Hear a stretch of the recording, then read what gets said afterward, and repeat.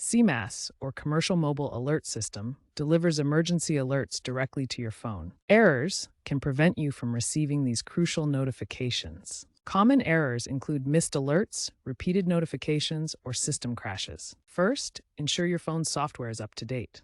Software incompatibilities often cause CMAS errors. Next, check your alert settings in Settings, Safety and Emergency, Wireless Emergency Alerts. You can manage alert types here, such as Amber Alerts. Note that presidential alerts cannot be disabled. If problems persist, contact Consumer Cellular support for network resets or SIM card assistance. Remember, errors often stem from device-specific issues rather than network-wide outages. While you can't fully disable WEA due to federal regulations, you can customize some settings. Mute sounds or vibrations for specific alert types to reduce annoyance. Trends are moving towards smarter alerts, using AI to filter and prioritize messages based on your location and history. This reduces alert fatigue, a common issue. The rollout of enhanced WEA allows for more precise location-based alerts. 5G networks are also improving delivery speeds.